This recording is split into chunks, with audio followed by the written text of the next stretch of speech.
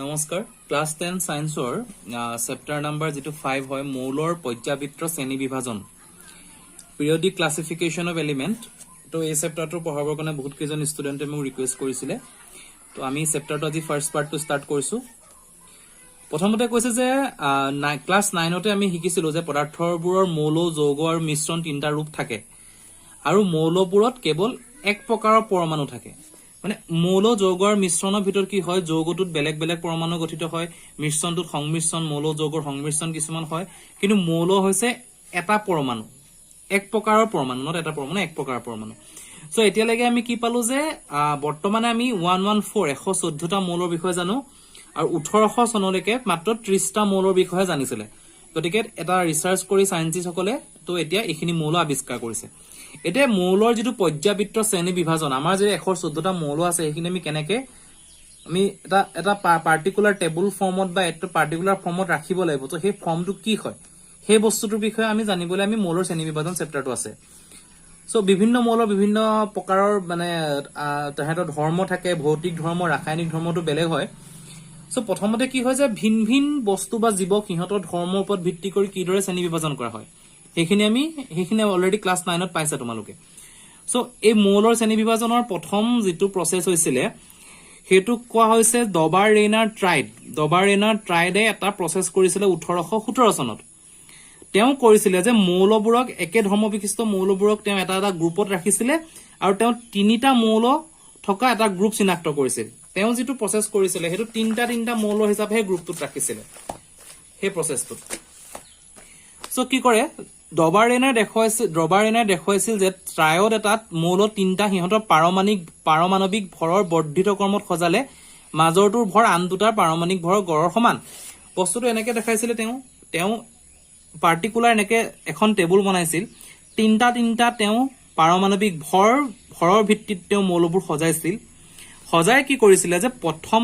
increasing order যেটো বাঢ়ি আহে ভৰটো পাৰমাণবিক ভৰটো বাঢ়ি আছে সো এতিয়া কি হল ইয়াৰ প্ৰথম আৰু লাষ্টৰটো এই দুটা ভৰৰ যেটো পাৰমাণবিক ভৰ থাকে তেহেতৰ যেটো গড় হেতু সদায় মাজৰটো হয় হেতু হিচাপে তেওঁ গ্ৰুপ কৰিছিল সো তেওঁ কি কৰিলে লিথিয়াম সোডিয়াম আৰু পটাছিয়াম হেগিটা ট্ৰাইডে কৰিলে তেওঁ 6.9 আছিল লিথিয়ামৰ পাৰমাণবিক ভৰ 23 আছিল আৰু পটাছিয়ামৰ আছিল 39 সো হেতু হিচাপে তেওঁ কি কৰিলে ভাগ কৰিলে কিছুমান পাৰ্টিকুলাৰ এই যেটো আছিল হেতু ডবাৰ-ৰেইন ট্ৰাইডৰ ফৰ্মুলা বুলি কোৱা হয় তাত কি কৰিলে এই বস্তুটো মই কৰি দেখাইছো সো প্ৰথম তিনটাৰ ভিতৰ ফাৰ্ষ্ট আৰু থাৰ্ড টু সেই দুটাৰ যেটো average 6.9 plus 39 is equal 45.9 divided by 2 22.95 to approximate equal to 23 হল 22.9 মানে 23 হল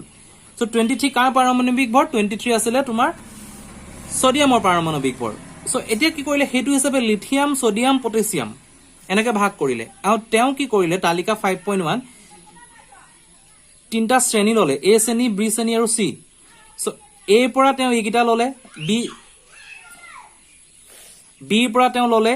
সি ললে সো ইয়াত কি হৈছে এ দুটা গড় এটোৰ সমান কৰিছে এ দুটা গড় এটোৰ সমান এহেতৰ এ দুটা প্লাস কৰিলে আমি যেটো পাও তাৰ ডিভাইড কৰিলে আমি এটো পাও মানে এই 79 সৰি এটো তোমালোকে কৰি চাবা গতিকে এই যেটা গুটত তেওঁ ভাগ কৰিলে বি আৰু সি এহে ডবাৰ-ৰেইন ট্ৰাইড গঠন কৰিব পাৰিবা মানে বি শ্ৰেণী এটো আৰু সি শ্ৰেণী সেই দুটাই ডবাৰ-ৰেইন ট্ৰাইডটো গঠন কৰিলে গতিকে তেওঁলোকৰ মাজত ট্ৰাইডে চিনাক্ত কৰিলে গতিকে কিন্তু কি হল এই যে তেওঁ যিখিনি মৌল পাৰমাণবিক ভৰ হিচাপে সজালে ডবাৰ-ৰেইন ট্ৰাইডে সো হেতুৰ কাৰণে কি হৈ গল তেওঁ প্ৰতিটো মৌলৰ ক্ষেত্ৰতে হেতু গ্ৰহণযোগ্য নহল প্ৰতিটো মৌলৰ ক্ষেত্ৰত গ্ৰহণযোগ্য নোহোৱাৰ কাৰণে হেতু একসময় ব্যৱহাৰৰ উপযোগী হিচাপে আমি লব নোৱাৰিলো সো ইয়াৰ পিছৰ পৰ্যায়ত কি হল এজন বেলেগ সাইন্টিষ্ট আছে আহিলে তেওঁ নাম হৈছে লিউলেন্ডছৰ অষ্টসূত্ৰ তেওঁ নাম আছে লিউলেন্ড সো তেওঁ কি কৰিলে সেইমতে 1866 ইংৰাজৰ বিজ্ঞানী আছিল জন নিউলেন্ডছ সো সেই সময়ত তেওঁ কি কৰিলে সেই সময় আৱিষ্কৃত মৌলবোৰক হিহতৰ পাৰমাণবিক ভৰ বৰ্ধিত ক্ৰমত সজালে আগৰজনে কি কৰিছিল তিনটাকে গ্ৰুপ কৰিছিল প্ৰথম আৰু লাষ্টটোৰ যেটো পাৰমাণবিক ভৰ তাৰ এভাৰেজটো মাজৰটো আছিল কিন্তু যোনজন আহিলে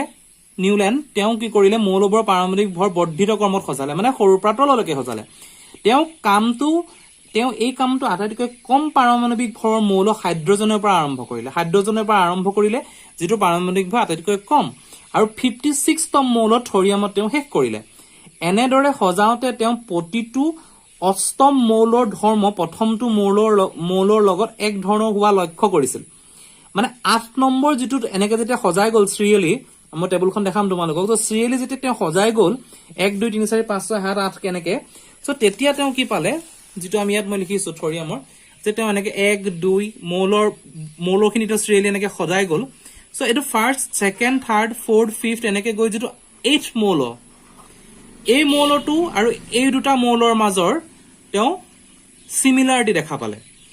এই দুটা মৌলৰ মাজত তেওঁ কিছুমান সিমিলাৰিটি দেখা পালে কিছুমান মিল দেখা পালে প্ৰথম তেওঁ প্ৰতিটো অষ্টম মৌলৰ প্ৰথমৰ পৰা আৰম্ভ কৰি 8 নম্বৰ যেটো মৌল এক ধৰণৰ হোৱা লক্ষ্য কৰিলে গতিকে এইটোক তেওঁ সংগীতৰ আমাৰ যেটো সংগীত আছে সংগীতৰ অষ্টক অক্টেভছ বুলি কোৱা হয় সো সংগীতৰ অষ্টকৰ সৈতে তুলনা কৰিছিল গতিকে ইয়াক কোৱা হয় নিউল্যান্ডছৰ অষ্টক সূত্ৰ নিউল্যান্ডছ ল অফ অক্টেভছ সো নিউল্যান্ডছৰ অষ্টকত লিথিয়াম আৰু সোডিয়ামৰ ধৰ্মসমূহ একে হোৱা দেখা গৈছিল এতিয়া আমি ইয়াৰ যিখিনি 56টা মৌল হিচাপে ললে সো তাৰ লিথিয়াম আৰু সোডিয়ামৰ ধৰ্মবোৰ একে পালে এন্ড লিথিয়ামৰ পাছৰ অষ্টম মৌলটো হল সোডিয়াম লিথিয়াম আছিলে সো লিথিয়ামৰ পিছলৈ যদি আমি গৈ থাকো টেবুলখনত 8 নম্বৰ যেটো মৌল হল হেতু হল সোডিয়াম একেদৰে বেৰিলিয়ামৰ আৰু মেগনেছিয়ামৰ ধৰ্ম পৰস্পৰে মিলে সো সেই ধৰ্মখিনি ভিত্তিত তেওঁ এখন গঠন কৰিলে যেটো নিউল্যান্ডছৰ অষ্টক অক্টেভছ বুলি কোৱা হয় আৰু ইয়াত সংগীতৰ স্বৰখিনি লোৱা হৈছে সাৰে গামা পা ধা নি লৈকে আছে আৰু সেই বস্তু ইয়াত লিখিছেও যে ভাৰতীয় সংগীতৰ পংক্তি 7টা আৰু পাশ্চাত্য যেটো সংগীত থাকে সো সেই 7টাও লিখিছে হেতু হিচাপে এটো এটা তেওঁ এখন টেবুল গঠন কৰিলে 8 নম্বৰটোৰ লগত হেতু তেওঁ মিল পালে তেওঁ যেনেকৈ ইয়াত কৈছে যে 8 নম্বৰটোৰ লগত মিল পালে যে অষ্টকত লিথিয়াম আৰু সোডিয়ামৰ ধৰ্ম একে হোৱা দেখা গল তেওঁ লিথিয়াম আৰু এইফালে আহি পেনি সোডিয়ামৰ ধৰ্মগিটা একে পালে এতিয়া কথাটো হল গতিকে ইয়াত কি কলে লিথিয়ামৰ আৰু সোডিয়ামৰ ধৰ্মবোৰ একে এতিয়া লিথিয়াম এটো ফাৰ্স্ট সো 1 2 3 4 5 ইয়াৰ পৰা যদি আমি আৰম্ভ কৰো যেটো তাৰ অষ্টকত অষ্টম নম্বৰ যেটো গঠিত হয় 1 2 3 4 5 6 7 8 8 নম্বৰত আছে গতিকে লিথিয়াম আৰু সোডিয়ামৰ ধৰ্মবোৰ একে এই যে ধৰ্মবোৰ একে হোৱাৰ কাৰণে হেতু এটা গ্ৰুপ এখিনি ইটোৰ লগত ধৰ্ম একে কাৰণে হেতু এটা গ্ৰুপ বেৰিলিয়াম মেগনেছিয়ামৰ ধৰ্ম একে কাৰণে হেতু এটা গ্ৰুপ গতিকে এটো হিচাপে নিউল্যান্ডে অষ্টক সূত্ৰটো দিলে কিন্তু ইয়াত কি কলে যে অষ্টক সূত্ৰটো কেৱল ক্যালসিয়াম পৰ্যন্তহে প্ৰযোজ্য হোৱা পোৱা গৈছে ক্যালসিয়ামলৈকেহে ইয়াৰ সূত্ৰটো আহিছিলে আৰু কি হল যে নিউল্যান্ডে প্ৰকৃতিৰ কেৱল 56টা মৌল বুলিহে জানিছে তেওঁ যেতিয়া কৰিছিলে তেওঁ 56টা মৌল বুলি ধৰিহে তেওঁ এই ক্যালকুলেশনখিনি কৰি টেবুলখন বনাইছিল গতিকে ভৱিষ্যতেও যে আৰু মৌল আৱিষ্কাৰ তেওঁ নহব বুলি ধৰিছিলে কিন্তু পৰৱৰ্তী কালত অনেক মৌল পোৱা গল গতিকে সেইবোৰৰ ধৰ্ম অষ্টক সূত্ৰটোত খাপ নেখালে গতিকে কি হল আমি এই ক্ষেত্ৰত নিউল্যান্ডৰ যেটো অষ্টক সূত্ৰ হেতু আমি সকলো ক্ষেত্ৰতে প্ৰযোজ্য কৰিব নোৱাৰিম আৰু এটা কথা কলে যে নিউল্যান্ডে তেওঁৰ তালিকাখনত মৌলবোৰ সজাওতে কেৱল একেটা স্থানতে দুটাকৈ মৌল স্থান দিয়া হৈছিল স্থান দিয়াই নহয় ধৰ্মৰ মিল নথকা কিছুমান মৌলকো একেটা স্থানতে অন্তৰ্ভুক্ত কৰিছিল এইক্ষেত্ৰত এক্সেপচনেল কেছ আহিছে যে যেটো 5.3 দেখাইছে যে কোবাল্ট আৰু নিকেলৰ স্থান একে আৰু ইহত ফ্লোৰিন ক্লোৰিন আৰু ব্ৰামিনৰ সৈতে একেটা স্তম্ভতে আছে অথচ ইহতৰ ধৰ্ম পৰস্পৰৰ সৈতে বেলেগ কোবাল্ট আৰু নিকেলৰ হেইটো বেলেগ হয় তেহেতৰ স্থান কোবাল্ট আৰু নিকেল স্থান একে কিন্তু এই গিটাৰ লগত তেওঁলোকৰ ধৰ্মটো নিমিলে গতিকে এই ক্ষেত্ৰত টেবুলখন কিছুমান ক্ষেত্ৰত আমাৰ বিসংগতি দেখা যায় সো হেতুৰ ওপৰত পিছত আমি যেটা ডিটেইলছত যাম সো তাৰ পৰা কি হল এই যেটো অষ্টক সূত্ৰটো কিছুমান ক্ষেত্ৰত দেখা গল ভুল হল গতিকে নিউল্যান্ডৰ অষ্টক সূত্ৰটো নাকচ হোৱাৰ পাছত মৌলৰ ধৰ্ম ইহতৰ পাৰমাণৱিক ভৰৰ সম্পৰ্কত উপস্থাপন কৰিব পৰা এটা নতুন প্ৰচেষ্টা সাইন্টিষ্টসকলে ভাবিলে সো তাৰ পিছত আহিলে এখন টেবুল যিখন বনাইছিলে সেই সময়ৰ সায়েন্সৰ জন ৰাসায়ন বিজ্ঞানী মেণ্ডেলিভে সো তেওঁ কৰিলে কি মৌলৰ শ্ৰেণী বিভাজনৰ বাবে অতি ইম্পৰ্টেন্ট হয় মেণ্ডেলিভৰ পৰ্যায়বৃত্ত তালিকা যে মৌলৰ শ্ৰেণী বিভাজনৰ বাবে সৰ্বাধিক কৰ্তৃত্ব দিছিলে আৰু মৌলৰ পৰ্যায়বৃত্ত তালিকা এখনৰ প্ৰাৰম্ভিক বিকাশত অতিশয় গুৰুত্বপূৰ্ণ অৱদান আগবঢ়াইছিলে হেয়ে তেওঁ মৌলবোৰৰ কি কৰিলে পাৰমাণৱিক ভৰ আৰু ৰাসায়নিক ধৰ্ম দুটা মিলাই তেওঁ এখন টেবুল বনালে আগতে আমাৰ অলৰেডি আগৰ দুখন টেবুলত অকল পাৰমাণৱিক ভৰটো ইম্পৰ্টেন্ট আছিল কিন্তু মেণ্ডেলিভে কি কৰিলে তেওঁ পাৰমাণৱিক ভৰ আৰু ৰাসায়নিক ধৰ্ম দুইটা ওপৰত ডিভাইড কৰি তেওঁ এখন নিজৰ টেবুল বনালে সো কি কৰিলে ইয়াৰ আগলৈকে তেওঁ 56টা মৌল লৈছিলে নিউল্যান্ডে আৰু তাৰ আগত যেটো ডবাৰেন ট্ৰাইডে কৰিছিলে তেওঁ তিনটাকে ভাগ কৰিছিলে কিন্তু মেন্ডেলিভ যেতিয়া আহিলে তেওঁ মেন্ডেলিভে কি কৰিলে তেওঁ 63টা মৌলৰ বিষয়ে জনা গৈছিল তেওঁ যেতিয়া কৰিছিলে 63টা আৱিষ্কাৰ হৈ গৈছিল মৌল আৰু তেওঁ কৰিলে কি তেওঁ মৌলসমূহৰ পাৰমাণৱিক ভৰ হৈতে হিহঁতৰ ভৌতিক আৰু ৰাসায়নিক ধৰ্ম অতি ইম্পৰ্টেন্ট ফিজিক্যাল আৰু কেমিক্যাল ভৌতিক ধৰ্ম আৰু ৰাসায়নিক ধৰ্ম এই দুটা বস্তু তেওঁ পৰীক্ষা কৰিলে সো ৰাসায়নিক ধৰ্মসমূহৰ ভিতৰত মৌলবোৰৰ অক্সিজেন আৰু হাইড্ৰজেনৰ সৈতে গঠন কৰা যৌগৰ ওপৰতহে মেন্ডেলিভে গুৰুত্ব দিছিলে তেওঁ ভৌতিকটো আমি গম পাওঁ ফিজিক্যাল বস্তুটো কেনেকুৱা কালাৰ কি হয় বস্তুটো কেনেকুৱা গঠন হয় এটো কথা আছে আৰু কেমিক্যালত কি কৰিছিলে যেটো ৰাসায়নিক ধৰ্ম হেতুত তেওঁ কি কৰিলে অক্সিজেন আৰু হাইড্ৰজেনৰ সৈতে মৌলবোৰে কেনেকুৱা যৌগ গঠন কৰে হেতুৰ ওপৰত গুৰুত্ব দিলে তেওঁ হাইড্ৰজেন আৰু অক্সিজেন এইবোৰ কাৰণে লৈছিল কাৰণ ইহঁত যথেষ্ট সক্ৰিয় হাইড্ৰজেন আৰু অক্সিজেন বহুত বেছি ৰিয়েক্টিভ আৰু অধিকাংশ মৌলৰ সৈতে ইহঁতে যৌগ গঠন কৰিব পাৰে তো আমাৰ কোৱেশ্চন হ'ব পাৰে যে কিয় হাইড্ৰজেন অক্সিজেন লৈছিলে তেহেতি যথেষ্ট সক্ৰিয় আৰু অধিকাংশ মৌলৰ সৈতে ইহঁতে যৌগ গঠন কৰিব পাৰে গতিকে মৌলতে শ্ৰেণীভুক্ত কৰিবলৈ তেওঁ মৌলটোৰ গঠন আৰু গঠন কৰা মৌলটোৰে যেটো মানে ৰিয়েকচন কৰি গঠন কৰিব হাইড্ৰাইড আৰু অক্সাইড সমূহৰ সংকেতক মৌলটোৰ অন্যতম মূল ধৰ্ম হিচাপে বিবেচনা কৰিছিল এটো ইম্পৰ্টেন্ট কথা যে মৌলটোৰে গঠন কৰা হাইড্ৰাইড আৰু অক্সাইডৰ সংকেতকে মৌলটোৰ মূল ধৰ্ম হিচাপে বিবেচনা কৰিলে তেওঁ তাৰ পিছত তেওঁ 63 খন কাৰ্ড লৈ মৌলবোৰৰ একোখন কাৰ্ডত লিখি গল 63টা মৌল আছিল সো 63টা কাৰ্ড তেওঁ লৈ ললে একেলগে আৰু অনুৰূপ ধৰ্ম লিখি প্লানি তেওঁ মৌলসমূহৰ ভাগে ভাগে বাছি সেই কাৰ্ডসমূহ বেৰত গাঁঠি ললে সো হেতু প্ৰতিটো মৌলকে তেওঁ ধৰ্মবোৰ লিখি প্লানি এখন টেবুল বনালে আৰু টেবুল বনাই তেওঁ কি কৰিলে যে এটা নিৰ্দিষ্ট ব্যৱধানৰ অন্তৰত একে ধৰণৰ ভৌতিক আৰু ৰাসায়নিক ধৰ্ম দেখুৱা মৌলবোৰ পুনৰাবৃত্তি ঘটে আগত যেনেকৈ 8 নম্বৰটো ইটোৰ লগত মিলিছিলে ইয়াত কি কলে যে এটা নিৰ্দিষ্ট ব্যৱধানৰ অন্তৰত এটা সময়ৰ অন্তৰত একে ধৰণৰ ভৌতিক আৰু ৰাসায়নিক ধৰ্ম দেখুৱা মৌলবোৰ পুনৰাবৃত্তি ঘটে মানে একে মৌলবোৰ আকৌ আহি যায় এটা নিৰ্দিষ্ট ব্যৱধানৰ পিছত ইয়াৰ ওপৰত ভিত্তি কৰি মেন্ডেলিভে পৰ্যাবৃত্ত সূত্ৰ প্ৰতিপাদন কৰিছিল আৰু এই সূত্ৰটো হ'ল মৌলবোৰৰ ধৰ্মবোৰ সিহঁতৰ পাৰমাণৱিক ভৰৰ পৰ্যায়ক্ৰমে সলনি হয় এতিয়া আমি কি পালো ইয়াত ভৰ আহিলে ইয়াত ৰাসায়নিক ধৰ্ম আহিলে আগতে ভৰে আছিল ইয়াত তেওঁ ভৰটো বহা বা কমাবত কোৱা নাই তেওঁ কৈছে যে তেওঁ ভৰ সলনি হোৱাৰ লগে লগে মৌলবোৰৰ ধৰ্ম সলনি হয় আৰু তেতিয়াই এই মেন্ডেলিভৰ যিখন টেবুল আমি পাওঁ সেই টেবুলখন আহে সো মেন্ডেলিভৰ পৰ্যাবৃত্ত তালিকাত কি হৈ গ'ল যিখিনি থিয় হৈ থাকে খিনি গ্ৰুপ কয় পথালিখিনিক পৰ্যায় বা পিৰিয়ড বুলি কোৱা হয় সেই বস্তুটো হৈছে এইখন টেবুল মেন্ডেলিভৰ পৰ্যাবৃত্ত তালিকা এই বস্তুখিনি হৈছে বৰ্গ 1 2 3 4 5 6 7 8 8টা বৰ্গ আছে এফালে পৰ্যায় আছে পৰ্যায় তোমাৰ 6টা ইয়াত কি হয় এই টেবুলখনত তেওঁ দুটা ভাগত মানে তেওঁ ভাগ কৰিছে এ আৰু বি কৰি ললে ইয়াত হাইড্ৰজেনৰ পৰা আৰম্ভ হ'ল যিখিনি তেওঁলোকৰ পাৰমাণৱিক ভৰ হেতু হিচাপে তেওঁ সজালে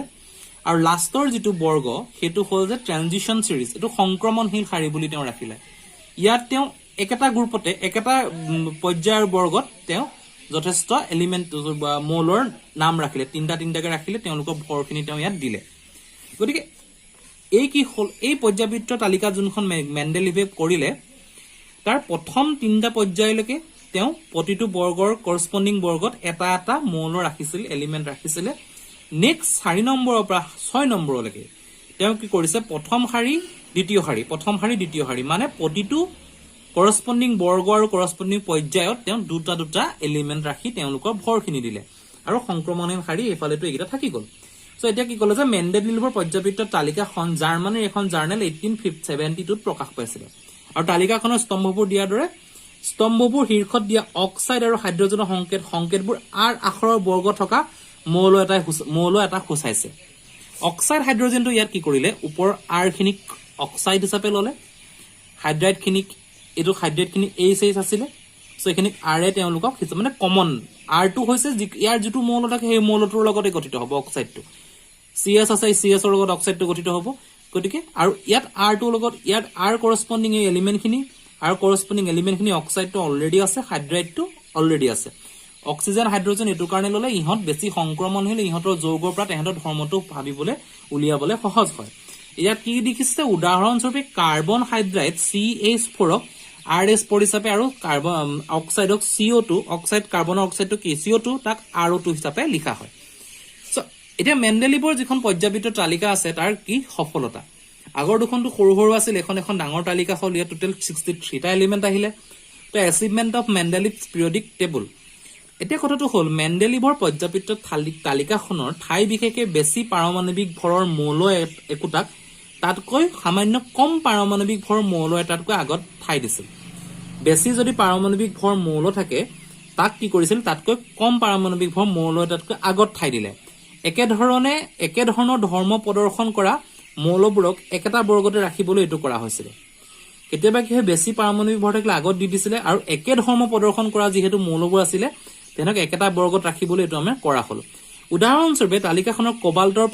পাৰমাণৱিক ভৰ 58.9 আৰু নিকেলৰ পাৰমাণৱিক ভৰ 58.7 আগত ঠাই দিয়া হৈছে এই বস্তুটো দেখাইছে যে কোবালৰ পাৰমাণৱিক ভৰ 58.9 নিকেলৰ পাৰমাণৱিক ভৰ 58.7 ইয়াৰ ভৰটো বেছি গতিকে ইয়াত আগত স্থান দিয়া হৈছে ইন জেনেৰেল প্ৰসেছটো কি হয় এখিনি এক্সেপচনেল কেছ হয় আৰু কিছুমানত ইয়াত কমৰ পৰা বাঢ়ি গৈ থাকে কিন্তু ইয়াত বস্তুটো উল্টা হৈছে এই কথাটো ইয়াত কলে সো এখিনি চাই এনে আৰু বিসংগতি উলিয়াবলৈ কৈছে এখিনি তোমালোকে চাবা কিবা তাত প্ৰবলেম থাকিলে কবা সো এতিয়া আমি ইয়াত পঢ়ি আছো সফলতাখিনি নেক্সট কলে যে মেণ্ডেলিভে তেওঁ তালিকাখনৰ কিছুমান খালি ঠাই এৰি গৈছে এই খালি ঠাইসমূহৰ ঠাইবোৰত সেই সময়ত আৱিষ্কাৰ নোহোৱা কিছুমান মৌলৰ অৱস্থিতিৰ বিষয়ে মেণ্ডেলিভে ভৱিষ্যতবাণী কৰিছিলে তেওঁ ভাবিছিলে যে কিছুমান মৌল যেহেতু আৱিষ্কাৰ হোৱা নাই গতিকে সেই মৌলখিনিৰ কাৰণে কিছুমান জেগা তেওঁ এৰি গল একেটা বৰ্গতে থকা পূৰ্বৱৰ্তী মৌলটোৰ নামৰ আগত সংস্কৃত শব্দ একা EKA অৰ্থ এক যোগ কৰি মেণ্ডেলিভে এই মৌলবোৰৰ নাম দিছিল সো একেটা বৰ্গতে থকা পূৰ্বৱৰ্তী মৌলৰ নামৰ আগত তেওঁ সংস্কৃত এটা শব্দ যোগ কৰিছিল যেটো একা বুলি কৈছে হেতু যোগ কৰি মেণ্ডেলিভে মৌলৰ নাম দিছিল এতিয়া ইয়াত কি কৰিছে উদাহৰণস্বৰূপে তেতিয়াৰ অনাবিষ্কৃত স্কেন্ডেনিয়াম গেলিয়াম জাৰ্মেনিয়ামক মেণ্ডেলিভে ক্ৰমে একা বোৰন একা এলুমিনিয়াম একা সিলিকন নাম দিছিল ইম্পৰ্টেন্ট পইণ্ট শৰ্ট কোৱেশ্চনৰ কাৰণে ইম্পৰ্টেন্ট হয় সো সেই সময়ৰ যিখিনি অনাবিষ্কৃত আৱিষ্কাৰ নোহোৱা মৌল আছিল স্কেন্ডিয়াম গেলিয়াম জাৰ্মেনিয়াম সেইখিনি তেওঁ কি নাম দিছিল একা বোৰন একা এলুমিনিয়াম একা সিলিকন স্কেন্ডিয়াম গেলিয়াম আৰু জাৰ্মেনিয়ামৰ ধৰ্ম কমে বোৰন এলুমিনিয়াম আৰু সিলিকনৰ সৈতে একে সেই সময়ত আৱিষ্কাৰ হোৱা নাছিল গতিকে তেওঁ নামটো দি ৰাখিছিল একা বোৰন মানে হ'ল স্কেন্ডিয়াম তেহেতৰ ধৰ্মবোৰ একে হয় মেণ্ডেলিভে ভৱিষ্যত কৰা একা এলুমিনিয়ামৰ ধৰ্মসমূহ আৰু গেলিয়ামৰ ধৰ্মসমূহ তালিকাত 5.5 ত দিয়া হৈছে 5.5 ত দেখা হৈছে যে এটো একা এলুমিনিয়াম তেহেতৰ পাৰমাণৱিক ভৰ গেলিয়ামৰ পাৰমাণৱিক ভৰ হেতু হিচাপে তেওঁ এটা তালিকা দেখাইছে ই মেণ্ডেলিভৰ পৰ্যাবৃত্ত তালিকাখন যে শুদ্ধ আৰু ব্যৱহাৰযোগ্য তাক নিশ্চিতভাৱে প্ৰমাণ কৰিলে বাকি কিজনৰ মেণ্ডেলিভৰ আগৰ যি দুজন সাইন্টিষ্টে যিখিনি পাৰমাণৱিক পৰ্যাবৃত্ত তালিকা উলিয়াইছিল তাত কিছুমান ড্ৰবেক আছিল কিছুমান অসফলতা আছিল তাত তেওঁলোকে এক্সট্ৰাকে আমি এডিশন কৰিব নোৱাৰো নতুন কিবা ওলালে আমি সুমুৱাব নোৱাৰো মেণ্ডেলিভে সেই আমাৰ সুবিধাটো দিলে গতিকে তেওঁ যিটো পৰ্যাবৃত্ত তালিকা সেইখনক আমি এখানে শুদ্ধৰ ব্যৱহাৰযোগ্য বুলি ক'ব পাৰো তদুপৰি মেণ্ডেলিভৰ ভৱিষ্যতবাণীৰ অসাধাৰণ সাফল্যই তেওঁ তালিকাখন ৰাসায়নবিদৰ বাবে গ্ৰহণযোগ্য কৰাই নহয় ই তেওঁ এই ধাৰণাক উদ্ভাৱক হিচাপে স্বীকৃতি দিলে গতিকে এই ধাৰণাটো উদ্ভাৱক হিচাপে আমি তেওঁক স্বীকৃতি দিয়া গল হিলিয়াম নিয়ন আৰু আৰ্গনৰ দৰে সম্ভ্ৰান্ত গেছ যিখিনি নবল গেছ অতিশয় নিষ্ক্ৰিয় আৰু আমাৰ বায়ুমণ্ডলত এইবোৰ নিশ্চয় কম মাত্ৰাত থাকে বাবে এইবোৰ আৱিষ্কাৰ হতে বহুত পলম হল এই হিলিয়াম নিয়ন আৰ্গন এই যিখিনি গেছ আছে তে নৰমেল আমাৰ যিখন আধুনিক পৰ্যাবৃত্ত হাইড্ৰজেন একিত হিলিয়াম আহে সেই গেছবোৰ আৱিষ্কাৰ হতে বহুত টাইম লাগিলে সময় লাগিলে কাৰণ সেইখিনি নবল গেছ আছিল আৰু তেহেঁতি অতিশয় নিষ্ক্ৰিয় আৰু বায়ুমণ্ডলত নিশ্চয় কম মাত্ৰাত থাকে সেইবাবে সো এইবোৰ আৱিষ্কাৰতে বহুত পলম হৈ গৈছিল যেতিয়া আৱিষ্কাৰ হল তেতিয়া ইহঁতক তালিকাখনৰ ইতিপূৰ্বে থকা কোনো ক্ৰম সাল সলনি নকৰাকৈ নতুন বৰ্গত সংস্থাপিত কৰিব পৰা গৈছিল ই তালিকাখনৰ অন্যতম সফলতা ইম্পৰ্টেন্ট কোৱেশ্চন মেণ্ডেলিভৰ তালিকাৰ সফলতা যদি আহে ইয়াত কি হল জেনেৰেলি কি হয় hydrogen helium lithium beryllium boron carbon হেতু হিচাপে যায় হিলিয়ামটো নাই যেতিয়া হিলিয়াম আৱিষ্কাৰ হল কোনো চেঞ্জ নকৰাকৈ হিলিয়ামটো আমি ইয়াত ভৰাব পাৰিলো হেতুৱে হৈছে মেণ্ডেলিভৰ পৰ্যাবৃত্ত তালিকাৰ অতি সাফল্য মানে সফলতা তেওঁ সো এতিয়া কি হৈ গল মেণ্ডেলিভে যোনখন তালিকা উলিয়ালে নেক্সট পইণ্টত আহিলে যে মেণ্ডেলিভৰ শ্ৰেণী বিভাজনৰ সীমাবদ্ধতা এতিয়া তেওঁ হাইড্ৰজেন আৰু অক্সিজেনৰ লগত যেটো যৌগ গঠন কৰে হেতুৰ ওপৰত তেওঁ গোটেই তালিকাখন বনালে এতিয়া কথাটো হল যে হাইড্ৰজেনৰ ইলেক্ট্ৰনিক বিন্যাস ক্ষাৰ ধাতুৰ লগত মিলে ক্ষাৰক এচিড আৰু ক্ষাৰ আগত আছে ভালকৈ পঢ়িলে গম পাবা সো হাইড্ৰজেনৰ যেটো ইলেক্ট্ৰনিক বিন্যাস হয় হেতু ক্ষাৰৰ লগত মিলে উদাহৰণত দেখুৱাৰ দৰে ক্ষাৰ ধাতুবোৰ নিচিনাকৈ হাইড্ৰজেনে হেলোজেন অক্সিজেন আৰু সালফাৰৰ সৈতে যোগ হৈ লগ হৈ অনুৰূপ সংকেতৰ যৌগ গঠন ক্ষাৰে যেনেকে ক্ষাৰ ধাতুৰ যেটো ক্যাৰেক্টাৰ হেতু ক্যাৰেক্টাৰ হিচাপে হাইড্ৰজেনে হেলোজেন অক্সিজেন আৰু সালফাৰৰ সৈতে যোগ হৈ অনুৰূপ সংকেতৰ যৌগ গঠন কৰে আনহাতে হেলোজেনৰ দৰে হাইড্ৰজেনো ডি পাৰমাণৱিক অণু থাকে আৰু ই ধাতু আৰু অধাতুৰ সৈতে সহযোগী যৌগ গঠন কৰে হাইড্ৰজেনৰ যৌগ হাইড্ৰক্লৰিক এসিড ওয়াটাৰ সোডিয়ামৰ যৌগ এইখিনি গতিকে কি কৰে হাইড্ৰজেনে এওঁলোকৰ নিচিনাকৈ হাইড্ৰজেন ডি পাৰমাণৱিক অণু থাকে আৰু ধাতু আৰু অধাতুৰ সৈতে সংযোগী কৰি যৌগ গঠন কৰে সো পৰ্যাবৃত্ত তালিকাত হাইড্ৰজেনক নিশ্চিতভাৱে কোনো নিৰ্দিষ্ট স্থান দিব পৰা নাযায় এইটো মেণ্ডেলিভৰ পৰ্যাবৃত্ত তালিকাৰ মুখ্য সীমাবদ্ধতা আছিল গতিকে এইখনৰ পৰা আমি কি পালো যে হাইড্ৰজেনে প্ৰতিটো ক্ষেত্ৰতে বেলেগ ধৰণে ৰিয়েক্ট কৰে তেওঁলোকে হাইড্ৰজেনে হেলোজেন অক্সিজেন আৰু সালফাৰৰ সৈতে অনুৰূপ যৌগ গঠন কৰে গতিকে পৰ্যাবৃত্ত তালিকাত হাইড্ৰজেনৰ কোনো নিশ্চিত স্থান দিব পৰা নাযায় এইটো মেণ্ডেলিভৰ পৰ্যাবৃত্ত তালিকাৰ মুখ্য সীমাবদ্ধতা আছিল হাইড্ৰজেনৰ কোনো স্থান দিব পৰা নাযায় তেওঁ তালিকাখনত হাইড্ৰজেনৰ বাবে এটা সঠিক স্থান নিৰূপণ কৰিব পৰাই নাছিল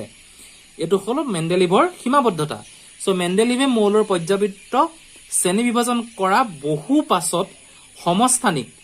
আইসোটোপস বুলি কোৱা হয় সমূহ আৱিষ্কাৰ হৈছিল এইখিনি আৱিষ্কাৰ হৈছে বহু পিছত মেণ্ডেলিভৰ সো মৌল এটাৰ সমস্থানিকবোৰে ৰাসায়নিক ধৰ্মবোৰ একে হয় ই পাৰমাণৱিক ভৰসমূহ বেলেগ এটা এটা বেলেগ টপিক হয় সমস্থানিক সেই বস্তুটো যেটা আৱিষ্কাৰ হৈছিল মেণ্ডেলিভৰ পৰ্যাবৃত্ত তালিকাৰ বহুত পিছত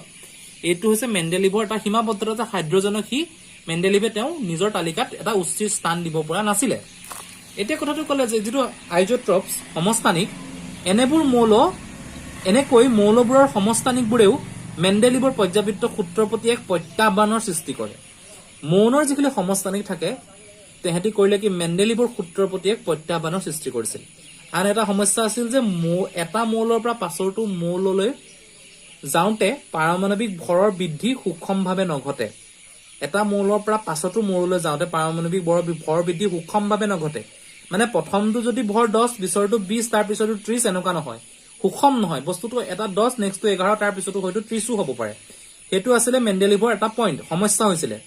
সেইবাবে দুটা মৌলৰ মাজত কিমানটা মৌল আৱিষ্কাৰ কৰিব পাৰি তাৰ পূৰ্ব অনুমান কৰা সম্ভৱ নহৈছিল বিশেষকৈ যেতিয়া গধুৰ মৌলবোৰ আমি বিবেচনা কৰো